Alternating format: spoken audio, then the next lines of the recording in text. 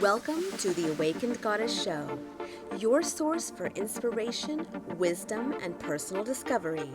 The place to learn from a diverse mix of mentors, metaphysical experts, spiritual leaders, and best-selling authors from around the world. I'm Angela Wilkinson, intuitive coach and founder of the Awakened Goddess Academy. Join me as I explore the minds of my masterful guests while they share powerful insights and easy-to-use tools you can start using right away.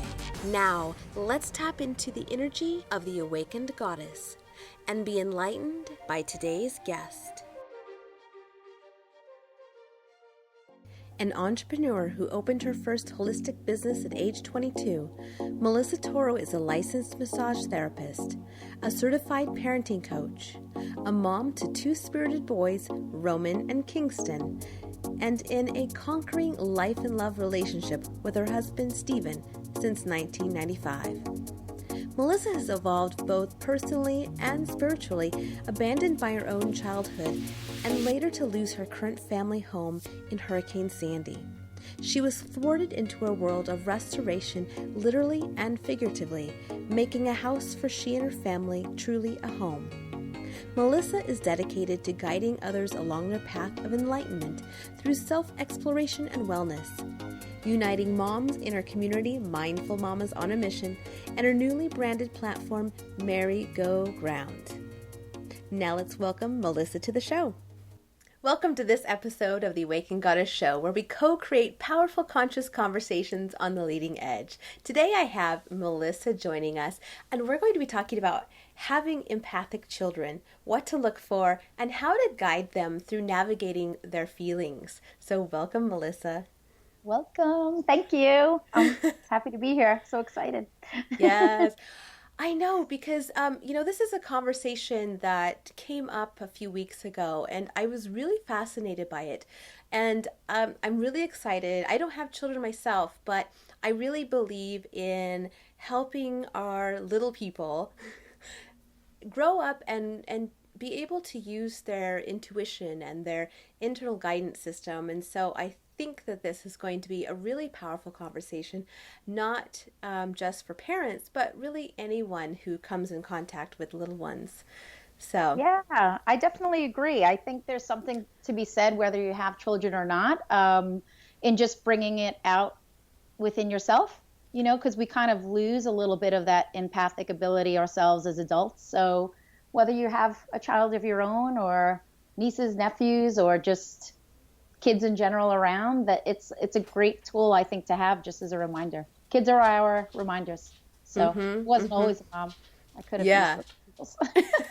Right? Well, I know. It's like we all come in having more awareness, I think, as children. And then we kind of get that the message that we shouldn't be talking to those invisible friends that we have, or or Exactly. oh, you're just making things up, or it's fantasy. But in reality, some of it actually is our children being psychically aware or empathic.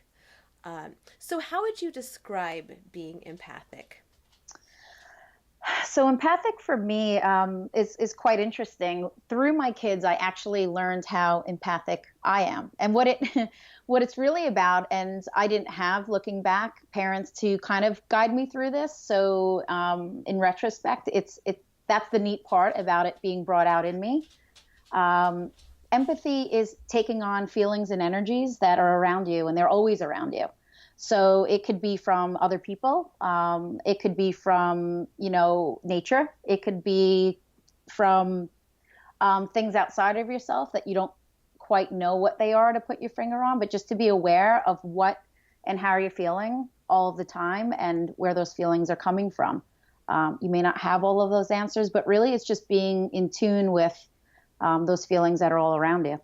Mm-hmm. Mm-hmm. So we think about when we're out in like, well, talking about children, they're in school or they're around their family, and the teacher is upset about something, and or another child is angry about something, and then your child ends up taking it on because it's like they just are little sponges and suck that in.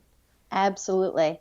And not being there for the day, it's quite interesting. You might not even realize, 25 kids in a class. Yes, for an empathic person, you're literally taking those on, or I'm a massage therapist by trade.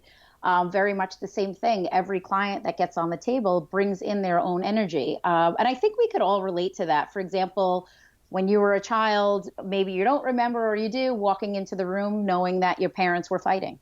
Like maybe they didn't fight in front of you, or maybe they did, but in any sense, you kind of always had a sense of what was going on. Or when the adults were talking about something, not that you even heard, but you could just sense the energy, like something heavy was happening. So is that a good example for you in saying you can kind of take that on? You don't realize or analyze where that's coming from, but it's just a sense. It's a sense that we have. We are all connected in that sense. And whether your child is 2 or 3 or 5, even infants, they're proving more and more the mother's stress through feelings, emotions are actually transferred to the infant. So there is something energetic and empathic happening there.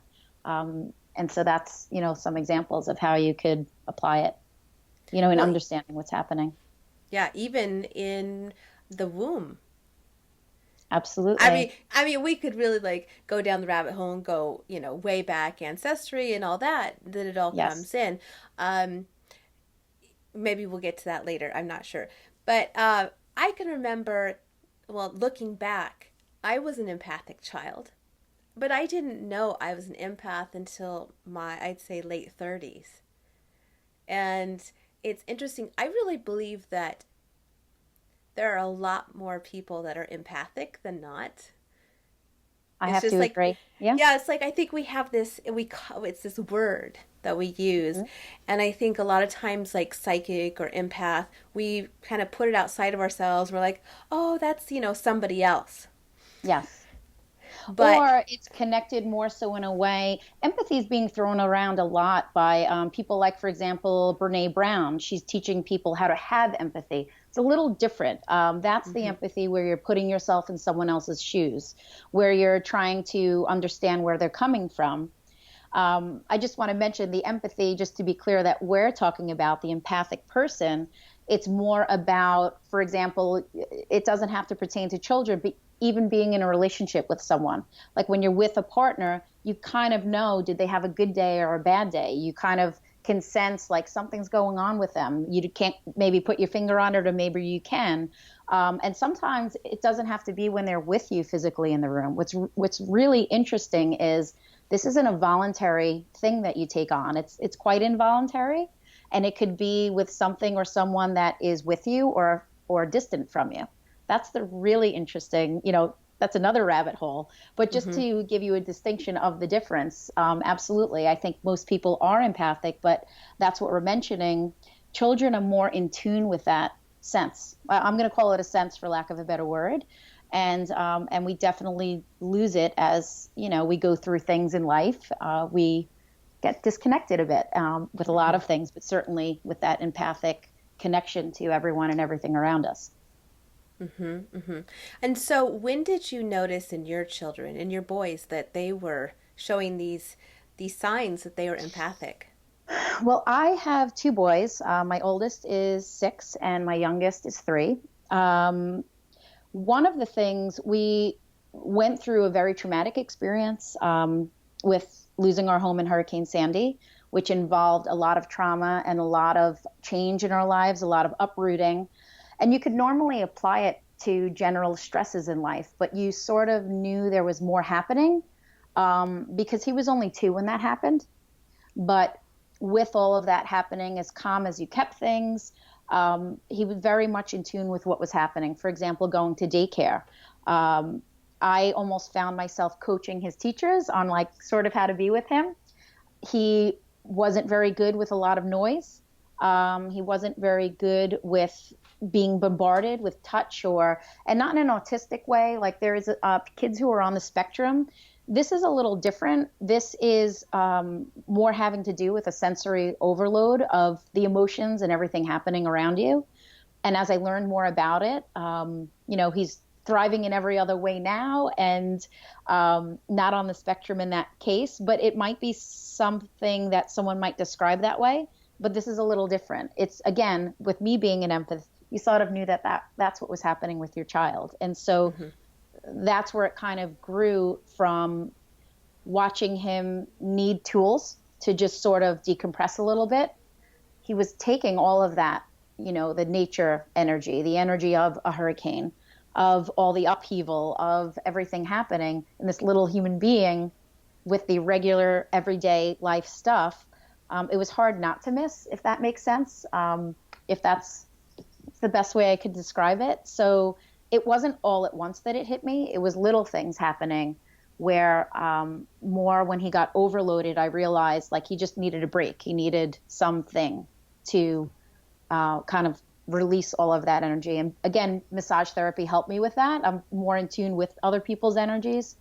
So just having that sense was where I realized what was really happening was more.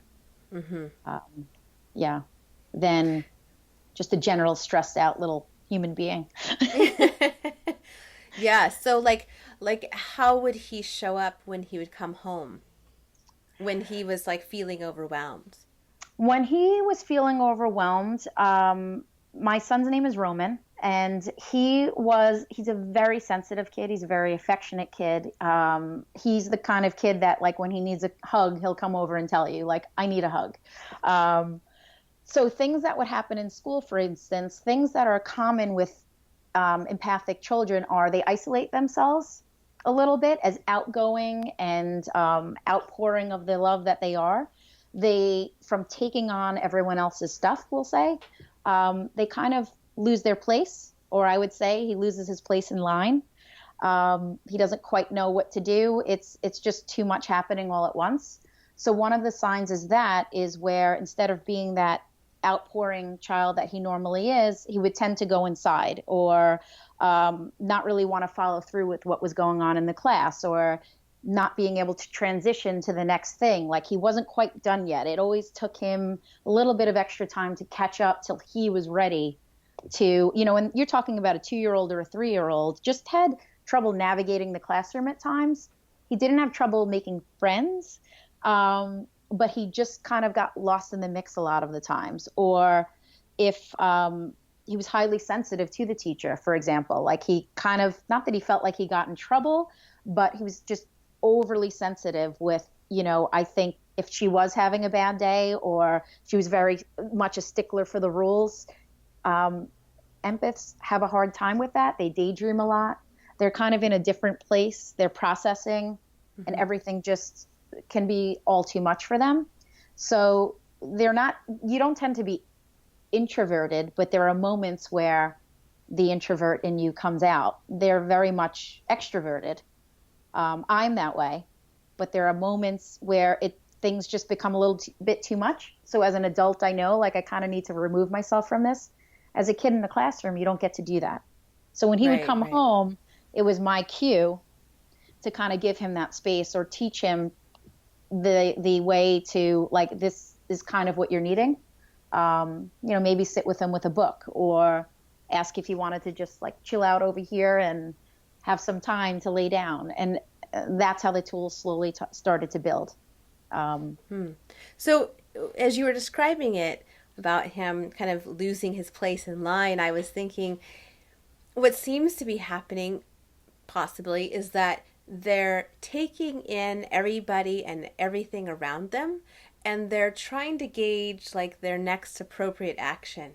And so they're like in this waiting space of like, okay, so well, that child's running around over there. This one's getting in line. That one's, where am I supposed to be? So I wonder if that's. Yeah. And it's also where are you supposed to be emotionally? So another example, an empathic child might not necessarily be the best kid at the birthday party where everyone else is loud and dancing and they want to like pop the party poppers and then you have the empath who just has his hands over his ears and he just wants to go home. Like it's just too much on the senses. There's just too much happening. They can't really, so you can't find your place in line there either. You can't really throw yourself into that mix. It's just a little bit too much for the empath to navigate that kind of space.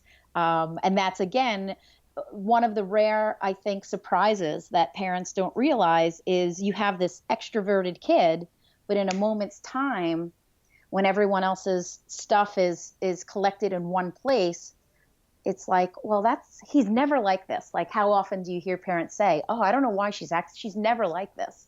But if you start to realize, oftentimes they are like that in those moments. And those aren't the best atmospheres or moments for them unless they maybe have the tools to kind of work their way through it. Well, So, and I think that's one of the reasons why this conversation is so valuable is that as parents or adults, it is our job. We really need to be teaching them and helping them navigate and learn how to regulate their emotions and set boundaries. I mean, how when do we ever learn about setting boundaries until we're in our 30s or I don't know if I've learned it yet. I'm trying to think. Not so sure. You'll have to get back to me on that one. Yeah. But that's again what comes back to like reconnecting with yourself through, the eyes of your child. It's cues for us to say, like, what's really happening, giving them that platform, but also giving ourselves that platform. As adults, we just call it stress. We had a bad day. There's all this stuff legitimately going on. But if you take it to a deeper level of energetically what's happening, of what's empathically happening, it's a lot deeper rooted than just, I had a bad day, I have to get over it. So it's exactly that. Who was taught that? A lot of us weren't taught that. And a lot of children still aren't being taught that. And that's exactly where the sweet spot is in all of this, is to tune into the empathic frequency of your child is most naturally going to fine tune you to that again as well. And that's the interesting, for me, I call it the sweet spot, because I never really gave myself that time or space. And now I find myself doing that more. You realize there's more to it than that. And you realize someone else's bad day doesn't necessarily have to be yours. Like, you have to kind of do something, especially in massage, for example. That's a better example. You can't take that home with you. You can, but it's not very good. And so having tools to kind of decompress from it all, it could be something as simple as a 5-minute meditation, or just something to be aware that you collected that all through your day so that you don't empathically explode on the rest of your family when you go home. This stuff is sticky. It's like, picture yourself as an empathic magnet. You don't always attract the good in everyone. You can have a friend or neighbor. We all have someone going through something very traumatic in life. And as empaths, as humans, naturally we are empathic with one another. And we take that with us. And it's very hard to navigate our way through that space, giving ourselves the healing time that we need, giving our children the healing time that they need, or someone else. It's not always great to put yourselves, per se, in their shoes. Quite frankly, you want to be able to hold that space, but not wear the shoes. Does that make sense? Right. Yeah. So you don't, and it never helps another person to join them in that lower vibrational, sticky stuff.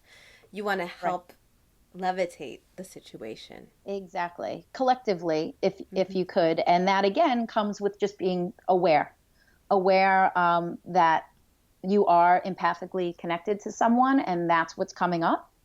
And it's actually quite a beautiful thing, especially knowing that with your child. But sometimes it doesn't always feel good. And I think that's where people get caught up, and especially children, with tantrums and things as simple as having a total, 2-year-old meltdown after daycare.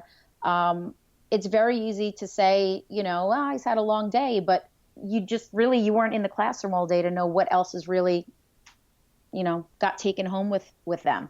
So it's just, again, a reminder for us, what really happened today? What am I going to sleep tonight with? And what am I going to or we used to say, in massage school, you leave it out of the room. What happens in there stays there. And then you clear and you go back in for your next client. So there's just a lot more happening than people realize, I think. It's so true. Yeah. Well, and I can't help but think about how, in like the first 7 years of our life is when we create a lot of our beliefs. And how when Absolutely. we're taking on all of this stuff from other people and we're navigating based on other people's stuff, whether they're projecting onto us or, all that stuff that happens, we take on or we create these beliefs based on what we see and what we feel. And even with massage, with your clients, in the cellular memory, we're holding on to this stuff.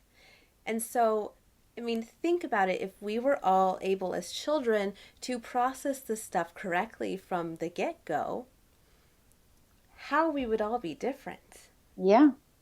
And a huge part of that too is another interesting aspect of the empathic child is putting others first. You're so in tune with everyone else's feelings that you kind of take them on as your own. You're almost like a fixer-upper, like you want to, but you often leave yourself behind. And then you're feeling depleted and you're not quite having your needs met. That's also a kind of vicious cycle that can happen. We're talking about children here, but yes, think about that into adulthood. So it is really important to help children, I think, learn to navigate what feelings are. It's like, okay, that you felt bad. They tend to feel really bad when something bad happens, even if it's not their fault. Mm-hmm. Just another child falls and gets a boo-boo. Like my son will, stand there, are you okay? And get quite upset about it. Mommy, is she okay? If other kids are fighting, that's a little hard for them to navigate also. They don't understand cruelty. They very much don't understand dishonesty. It's very black and white in those areas. And so often in those times, they can't comprehend what's happening. It feels like a heaviness. It feels draining for an empath.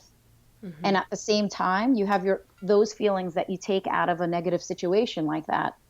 And then you have your own feelings that you have to you end up putting them aside because does that make sense? Like you're so caught up in this other negative moment that might have nothing to do with you, but the energy of it's there. Mm-hmm. And as an empath, you're that magnet and you take it home or you take it in. Mm-hmm. And it's there to stay maybe until your next, stressful moment when it's a little bit too much of that, that's attracted to you.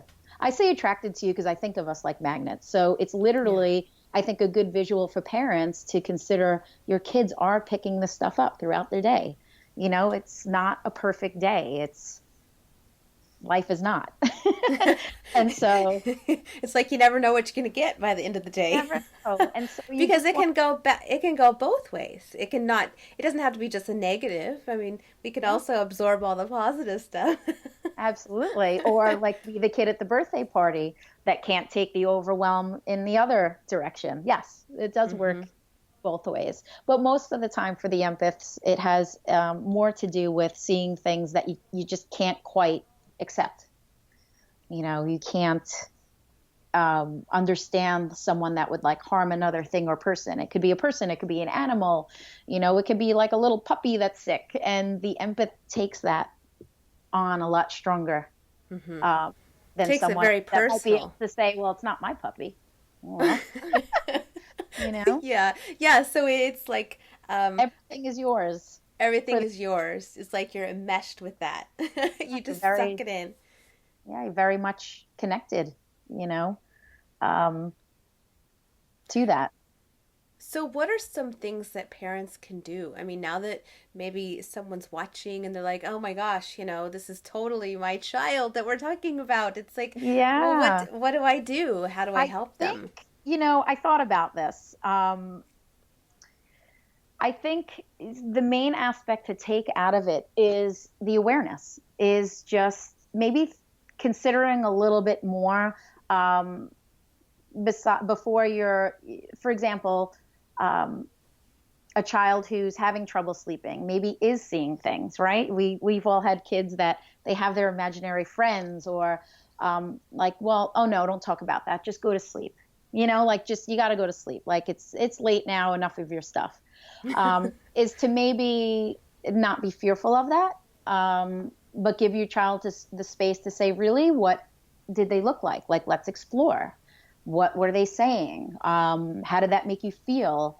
It's just more about making whatever comes up okay and kind of navigate. There doesn't have to be, as parents, you don't want to usually ask why. I just posted, it was a funny thing. My son had a pair of his pants and underwear in my drawer where my blender was. I just, it doesn't make sense, right? So it Right. doesn't, what you find is with an empathic child, it's not always going to make sense to you. So just try your best to allow it. I thought that Um, was children in general. it is, but um, particularly to avoid, let's say, power struggles or this like not going to Ah, bed thing. Like, is there really something? My son, when we first moved back into the house, I could easily choke up to um, it being new space again. But I did some work. I had a house clearing done. We were having lots of interesting things happening in a brand new house. Some people said, having gone through the hurricane, there were some Mother Earth issues happening around here, an angry canal out back. Now, some people might not believe in that. Um, and they were like, your son isn't very much in tune with that. One in particular, that was my younger son, that she was referring to. And she's, do I have your permission to do this, distant clearing? And she did. And he slept like a baby, pun intended, from that day forward. But I wasn't scared of taking that on or being like, oh my goodness, like my house is haunted. No, it's not about that. We're talking about energy. It doesn't have to be a physical person, spirit, or something. It could be. But again, when we're talking about empathy and the energy around you, that's a very traumatic and stressful energy. So whether he knew a hurricane happened or not, we were still all within that. We all still mm-hmm. were connected to it. And so um, it was just kind of guiding him through that. My other son, there were some nights that I did some tapping with him, emotional freedom techniques like that, just to kind of work through. Bedtime seemed to be a little rough sometimes, and that can be a generic problem for parents. But Mm-hmm. again, being empathic, you tuned into this a little differently. It's kind of hard for me to explain this in a way, but the main thing is to just allow, like, what is really happening? What's waking you up? If they saw something, maybe they did, maybe they didn't. It doesn't matter. It's not for us to say, but just tune into the fact that they took on something and just Mm-hmm. help them work through it. The less you say and the more you let them talk it out, it just seems to bring you to a better place in, Sure. again, dispersing that energy that they've taken on. So Mm-hmm. Mm-hmm. that is one So way. do you find that like is it helpful like for physical activity or like how do you know when they need more energy or I mean not energy but like physical outlets versus like quiet time? Again, that comes down to intuition in a sense. I mean, if you know, for example, like now my son is 6 and more verbal. He might have, gone through something in school where someone's not talking to him as much, or he wanted to really, really play with someone and he's just sensing they don't like me. And then you ask a little deeper, well, what do you mean? Like, empathic people are very sensitive people and they don't quite understand when someone is being mean to them. But Mm-hmm. sometimes someone's not being mean to you. It's just you're sensing that other stuff happening with them and you take it on. And Right. so a tool is basically people need space. My son is only 6 and I've told him, well, sometimes people need space. And it's not that they're not your friend, but sometimes people just need space. So give them that space, and I'm sure tomorrow they'll play with you again, and that might not make sense to him now. I don't know, but at least it gives him the out. It doesn't make him take that on. Or give him a tool to ask someone else to play. Because again, they do have a hard time navigating their way around at times with numbers of people. They usually do Mm-hmm. better one on one than with like a crowd of 15 people. Mm-hmm. So Well, and like you say, when we're in school, we're forced to be in this crowd. Yeah. And it's like we're supposed to sit there, we're supposed to pay attention and Hmm. not get distracted. I Yeah. mean, I remember being a kid. I was both very shy and very chatty. So my report cards always said, Angela's always like talking to her neighbor. We can't keep her Right. focused. Yeah. Going back to the last question about some things that parents can do, give your child that time, especially your empathic child. Give them that time, that extra time to process, almost like a 5-minute warning, Hmm. but in a different way. Like give them time. They can't be rushed. They can't be negated. They can't really be brushed off. Like, I don't have time for that nonsense right now. Unfortunately, if you have an empathic kid on your hands and you're in a rush, it takes a lot of patience, and it takes a lot of understanding. And Hmm. so my biggest piece of advice to parents is just take that as a cue for yourself to slow down. Life isn't a race. We can make this about like a general topic like that, but really, again, you had said by the age of 7, like with the memories and beliefs of children, by the age of 7 is when we start regressing in this area of losing our empathic abilities, interesting enough too. Hmm. So that is another tip, is to let your children be your guide in that sense.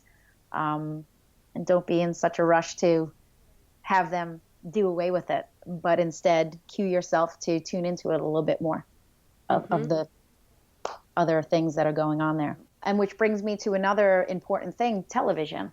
Hmm. Empathic people, um, my husband had a movie on the other day. I don't watch much TV, and I had nightmares for the whole night. Empathic Oh no. people, it's very hard for parents, I think, especially to understand just how visual of people we are. Something you might have forgotten about is so ingrained in us that we see it over and over again. So the Hmm. empathic child doesn't understand the difference necessarily of that not being real. So if they see something extremely violent, again, I had said before, the empathic child doesn't understand violence. They don't understand how can someone do harm, or how can someone do that to an animal.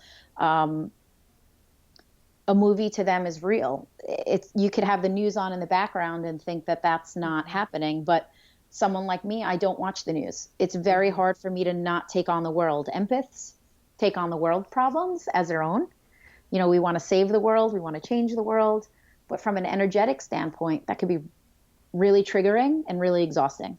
Hmm. And even for a child, so whatever's happening on the iPads, they might be playing a game that is a little bit violent, or just, I don't know if you've seen some of the things that are on the kids' games. My children aren't up to that yet; they're only 3 and 6, but I know other children who are. And again, for an empath, it takes you to a whole different level of why. Forget about general violence in video games, but this just takes it like to times 100 of a level, as it doesn't leave them. It's just Right. one other heavy thing that they're going to go to bed with that night. So, When it's actually surprising to me how much violence is in children's movies. yeah. And they present it in a way that is like, I don't know, it's very ingrained in there. And I just watch some of the movies and I'm like, I wouldn't want my child to watch this. Yeah. My 3-year-old is young. I just the other weekend said, Mommy, why is he okay? Why are they sad? Why are they crying? And the scene's like gone at that point. And I think they were watching a movie, Secret Life of Pets, which you would think Mm, is cute, we're pet people, and it ends up not being. And that's something in parenting groups on a whole different level. They discuss like how hard that becomes. Like when do you allow it to be watched and when don't you? But the thing again is, an empathic child takes on feelings, and they take on this thing. They don't know it's not real. hmm. They don't understand, and they end up connecting with that, and they end up feeling that heaviness and that sadness. It's not about going to bed and having a nightmare because they saw something scary. This again is a different level. It's a different playing field where they're actually taking on the emotions of that character. in a very real way. Same Well, as they and took on the energy of the what's happening in the classroom or with at daycare. They're taking this in just the same, and it all adds up into the mix. right. Well, and then it's interesting when you watch some children how they watch something or something happens, and then a short time, say an hour later, they're really acting out, and you're like, Yeah, what's happening? And it's, I think, that build up. Like they yeah. hit their point and then they just And that go again for it. is where the parent cues sort of come in. You wouldn't think of that. You wouldn't think that that's added into the mix. It's all part of it. Like everything from that day is part of their end of day. And so any and all of it could be a trigger or an area where they just end up, the tea kettle has to whistle. And a screaming kid could be a little bit louder than that. But that's a tool for sure, is just, again, it's awareness. So you don't have Right. to necessarily be a psychic or so deeply in tune with what we call the woo-woo world to know that this energy is there and your children are more connected to it most likely than you are.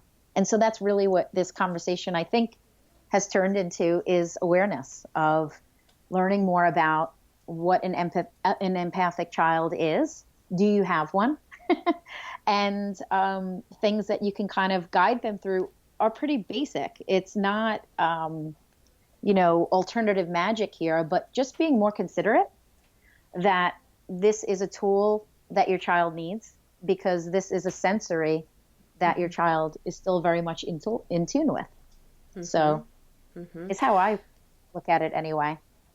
Some people Well, could take empathy to a whole deeper level, but for the purpose of this conversation, I just feel it's really important to stress that this does apply to everyone, even if you yeah. haven't gone into too deep of a realm, which I can. If you have a child, the chances are you can certainly benefit from learning about the empathic child. Yeah. Yeah. Well, that's what I was about to say is that, we kind of touched on this in the beginning that really I think that where there's more of us that are empathic and it's not really a thing that we describe, that probably the majority of children are empathic. So, yeah, I think that this is definitely something that every parent or any adult dealing or living or being with a child can really help. Absolutely. And it doesn't have to be so heavy either, in the sense, for example, not watching the news. Some people are like, well, you can't just put your head in the sand either. It's a balance. It can't be all, doom and gloom. This isn't about, your child needs to know just how awful the world is and what they're feeling. It's just more about, hey, you're feeling a little heavy right now. Like, what would make you feel better? Or do you want to talk about it? Do you want to draw about it? Do you want to make me a picture? Emotional intelligence is huge for this. It's becoming more popular. Can you describe that more? To just really put words to the feelings. Are you feeling mad? Are you feeling sad? They're all different. Are you feeling overwhelmed? Is too much happening in your body right now? Where are you feeling it? It different things settle in different places in adult bodies, right? It's the same with children. So, well, If okay, your child is, let's talk about that, because there's probably, I'm sure, lots of adults that don't know that things fall in different places of the body. I mean, you are a massage therapist after all. yes, You see it all the yeah, time, like how people are carrying different emotions, like anger, absolutely. sadness, grief. I think Yeah. that would So, be really so for helpful. example, um, the most basic one I would think people could relate to is kids with tummy aches. Kids get tummy aches a lot, like maybe they ate too much ice cream, but maybe your child was extremely nervous about something, and maybe they don't even know what that was. Empaths tend to put a lot of self-pressure on themselves. They don't quite understand what's expected of them at all times, or sometimes it just feels like a little bit too much is expected. Um, they're rule followers. They're like stay in the line sort of people. And again, I had mentioned moving on to the next thing's a little bit difficult for them. And so like an overwhelming day could certainly settle in a kid's stomach. And so it's not most likely that they ate too much junk at snack time, but that really that's where they settled. So if you have a child that's prone to, quote unquote, saying my belly hurts, maybe like think about what exactly led up to that. Or headaches in kids, like normally it's not so common for a child to have a headache. My son at times has that. They love massage, so I could get home from a full day of massage and be hit up when I got home for two more. But littler bodies, though. Yeah, but the head hurting or legs hurting, legs often are, root chakra and things like that, and that is heavily tied to emotions. Interesting enough, and again, you can go deeper with this. Kids have growing pains. Kids tend to have a lot of leg pain. But in an energetic standpoint, leg pain is often associated to root chakra, which is associated to not feeling safe, not feeling settled. Kids don't always feel safe and settled. So that's like easy for me with my background to understand. But just hearing that now, maybe parents for the first time, just give it a little extra thought next time of what your child might actually be feeling and where it settled. And that they might have taken something else on, the little deeper than you're letting on to. So yeah, well, and I love that we're talking about this because, yeah, it's true. Children, they can feel their bodies and they can feel pain or discomfort, and they can describe that a lot of times easier than they can identify a feeling. Absolutely, yes. Or, like any other person, kids get tired or they get super, triggered. They need just a little bit more settling. Water is great for that. Most parents have to do bath time. Like bath time is not a ritual, like a spa ritual, but I've run a lavender bath for my little guy. As young as like 3, I will ask, like, do you want to take a bath? Like, it's just I love baths. Yeah. So I think most people don't associate things like that for children, though. To just, I don't know, midday run a bath. Like if your child's having that much of a hard time, parents do it when their kids have a fever or are sick. But what about helping them feel a little bit better emotionally? Water is very cleansing as well, energetically. So there's more components to that.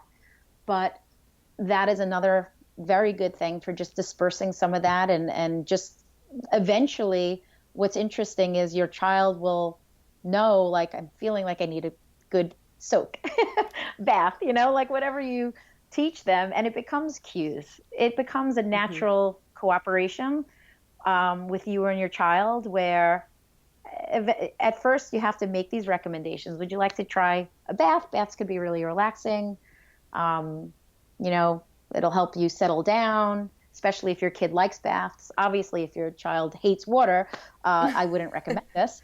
But, think outside of the box. Don't just use bath time for, time to go to bed, rush it in the tub and get your kid off to sleep. But use it on a Saturday when your kid's having kind of a difficult day. It could be a very healing thing for them. Well, it seems like really any self-care activity we use for ourselves would be awesome to teach our children, like grounding techniques, helping them. Grounding is huge. Like one of the simple exercises of visualizing your roots into the ground. Yeah. And teaching them to do that and send that energy down. Yeah, or just, cueing them that sitting there for a moment is okay. In the United States, it's often associated with punishment as taking a time out. You hear about these timeouts, go in timeout and go sit on the naughty it's funny, chair. My kids, the school has the naughty chair and everywhere can't be perfect. But yes, my kids know, like in school, you go to timeout and you go to the thinking chair. So they do know that. Like I'll hear my one son tell my other son, like, go in timeout. I'm like, we've never ever done timeout. Like it's just, but back to the point is there's a negative connotation to that. But for an empathic child, it could be a really great tool for them to just, it's okay to say, I just need a minute, or I'm just gonna, again, you're guiding them at first. You want to just sit here for a little while, take a rest here, not in a, you're in this room now and I'm walking away.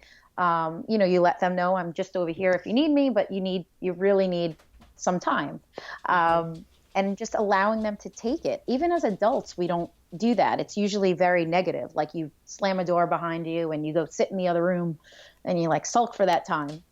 But there's another side to that, just being like, hey, I just need a minute. Like I've said that to my husband, like I need like 5 minutes. It's quite common that an empath will actually block their emotions. So the fine line there is kind of guiding your child through learning what the emotions are. So that was part of the emotional intelligence aspect that we touched on, just giving the feelings a name. Because quite often with an empath is they feel opposite of what they're actually projecting. And when usually parents are connected with their children on that level, like you kind of really know what's going on, but we lose that also in ourselves. So it's that cue again to just remind yourself of like what else might be happening. So for example, your child who's normally cuddly, like my son will get on my lap. He's 6 now and give me a big hug. He's a very connected physically kid, which not all kids are that. They're not like huggy, feely, touchy types, but he is. But the interesting thing is, if he is having that overload, and this is as young as when he was 2, 3, 4 years old, you just needed to let him have that space. So when I had said to give them that cue that it's okay to take that space, it could be confusing because that kid, it almost feels like, you're rejected as a parent. Like, you don't want me right now. I think a lot of parents make it about them. We want to fix. But an empathic person, like you can't bombard them in that moment. They might not have figured out what they need. It comes on very fast, or it can come on very fast at times. And so quite often they don't want to be touched. Like your kid doesn't want you hugging them in that moment. They might not even want you sitting next to them. So it's okay to like let them know like you'll be just over here when and if, give them the cue to like call you in when you need them. It's not again, when we're thinking about energy, like you need to give them, like physically give them that space. You can't be in that space in that moment. It's just too much for them. So that's another tool. Parents tend to want to rush over like, are you okay? Are you okay? Or just, do something. Sometimes doing nothing is something. And as you work with your child in that way, they cue you, but you also cue them that, hey, that's okay. Like, let me know. I mean, how nice would it be as adults? Sometimes, again, in a relationship, you don't like want the person right there. Like you need the 5 minutes, right? Have you been ever in that Oh, yes. situation where, Yes. I mean, and I can even remember back as being a child or a teenager where my mom would be very huggy and demonstrative. And I was just like, ugh. It was just like, yeah, I need you just need a space. moment. Yeah. Yeah. Like I can't And it's breathe. not, yeah. And being again, sensitive and empathic are different things, but even being a sensitive person, that could feel quite rejecting. So it's really important as a parent. It's nothing that you're doing wrong. It's not you. If you can just understand, like think of it like a clearing space, you need to just allow, I don't know, is it 200 feet back from the emergency vehicle? Like 200 feet back, like just back up a little bit, let the air clear, let your child get to whatever space they need. Always be welcoming to go and sit with them when they're ready. If you want me, again, I'll be over here. You might not want to leave the room. It could literally just be like they're sitting over here and you're sitting over there. Like they just physically need that cleared space for the moment. Well, yeah, And so because your like child, yeah. you describe how it's like you're removing those sensory pieces, and Mm-hmm. it's giving them those moments to process. Yes. And it really has nothing to Yes. do with you as the No, parent. but we often Yeah. make it about us, Yeah, of humans in course. general. It's, Yeah. but this is again on that energetic level. Hmm. There's more to it than just the emotions. There's the emotions and the energy of it. And you can have this most extroverted kid. So again, but they can't go in the crowd. They can't go in this lit up loud party room. They can't like usually if that's your kid, it's very much the case most likely that they're going to need that space time to time. Like if your child can't handle that, know that it's also hard for them to handle this. So just kind of give them that tool to take space when they need it. Hmm. You see it, I use that example a few times in this interview, is that the parties or the play dates, the bombardment of people is very difficult, or can be, for the empath, because the trick is to know you're extroverted by nature, and then all of a sudden you have this like introverted tendency, but in these energetically challenging, for lack of a better word, situations, um, you turn into the empath, and that's not what you're needing in that moment. It could be a challenging environment. Hmm. So Hmm. So, for the same reason it's challenging at home to have someone here when you just kind of need to be there. hmm. Yeah. Hmm. Yeah, so it sounds like really having that space for your child is important. Learning or teaching them how to recognize their feelings and their body cues and be able to communicate that. And the other thing I heard was that helping them understand or get more comfortable with change. Because it sounds like change for them is really, really difficult. Yes. But from a perspective, like the word is often used, transition.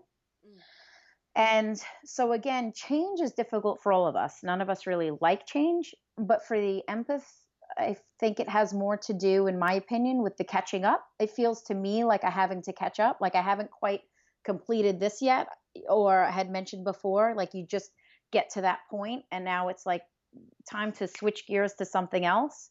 We're a little delayed in that process because sensory wise, you are taking in more than, for lack of a better word, the average person. You're in tune with all this other collective stuff around you than just say eye on the prize for one thing. So you're kind of like more involved with your surroundings. It's not as easy for you to like you have to turn off 15 light switches before you leave the room, where someone else just has to like flick off one and they're on their way. Does that make, Mm-hmm. the connection for, and you don't think of it that way. You don't think of it of, well, I'm an empath, so I have to do this first, and this first. It just, it's an innate quality that that's how you act. You know, you're turning off 20 light switches sometimes when someone else is turning off one. Well, So takes us a little yeah, longer.